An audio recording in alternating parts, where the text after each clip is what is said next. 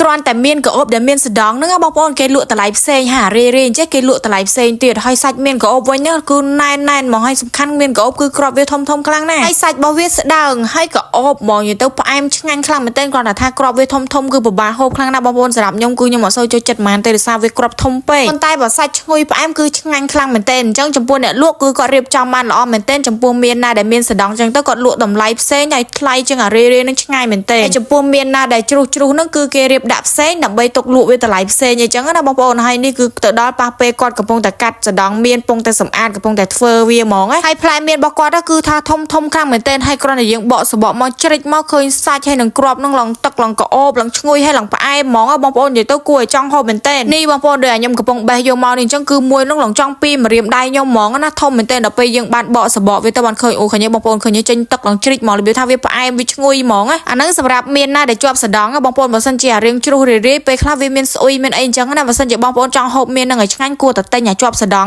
បងប្អូនបានឆ្ងាញ់ហ្មងហើយនេះខ្ញុំសាកភ្លក់សាកមើលហើយសាច់វាគឺរាងស្ដើងហើយក្របរបស់វាគឺធំមែនទែនបងប្អូនហើយហិតទៅឈ្ងុយដូចខ្ញុំប្រាប់ខាងមុខមិនអញ្ចឹងហើយសំខាន់ចំការមានរបស់គាត់គឺនៅខាងក្រោយរោងនឹងដែលផ្ទាល់ហ្មងអញ្ចឹងបានន័យថាគាត់កាត់មាននឹងឲ្យភ្លាមគឺយកមកដាក់នៅខាងមុខរោងនឹងហ្មងបងប្អូនហើយមើលក្របវាផងបងប្អូនអើយចង់ធំជាងមេដៃខ្ញុំទៀតនិយាយទៅធំខ្លាំងមែនទែនសបកគេឡើងស្ដើងហើយនេះគាត់កំពុងតែកាត់សណ្ដងកាត់អីវាចេញណាបងប្អូនដើម្បីត្រៀមដាក់ឲ្យមួយគាត់មកទិញអីចឹងទៅប៉ុន្តែយើងជិះកាត់តាមផ្លូវបានឃើញគាត់អញ្ចឹងក៏សុំគាត់ទិញខ្លះអីចឹងណាបងប្អូនប៉ុន្តែខ្ញុំទិញអារាយប៉ុន្តែអារាយហ្នឹងវាមានស្អុយខ្លះចឹងទៅបើសិនជាបងប្អូនចង់បានអាល្អដូចខ្ញុំនិយាយដែរចឹងបងប្អូនយកអាជាប់សណ្ដងហ្នឹងទៅគឺល្អហ្មងហើយខ្ញុំឆ្ងល់ថាហូបអាមានខ្លះវាផ្លែវាឡងល្អស្រាប់តែអាខ្លះសាច់វារបៀបនេះបងប្អូនហាក់សូវផ្អែមខ្លាំងតែអត់ដឹងថាមាននឹងវាកើតអីណាហើយអាខ្លះទៀតនេះគឺក្របធំអញ្ចឹងគឺវាផ្អែមឈ្ងុយហ្មងបើប៉ះផ្លែណាដែលអត់មានក្របវិញបងប្អូនអើយគឺអត់ផ្អែមហើយសាច់ដុំដូចខ្ញុំបង្ហាញខាងមុខមិនអញ្ចឹងអត់ដឹងកើតអីទេហើយចំពោះផ្លែមានដែលនៅជុំវិញខ្ញុំនេះគឺគេធ្វើវាស្អាតហើយអស់ហើយបងប្អូនគេកាត់គេតម្រង់វាស្អាតអស់ហើយអញ្ចឹងដល់ពេលដែលធ្វើឲ្យរួចរាល់គេដាក់ខ្ចប់រៀបចំឲ្យម៉ួយគេអីចឹងណាបងប្អូនហើយនេះគាត់មានគ្នាកាត់ច្រើនអ្នកដែរប៉ុន្តែដល់ពេលខ្ញុំទៅ